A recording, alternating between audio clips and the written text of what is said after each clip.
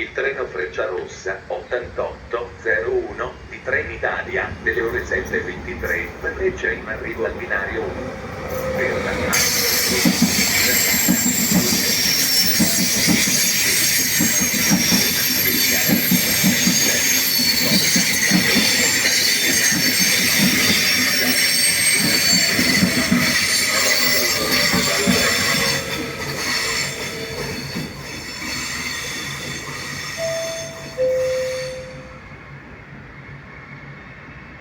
annuncio variazione. Il treno regionale veloce delle ore 7:22 per Venezia Santa Lucia partirà dal binario 7 invece che dal binario 5.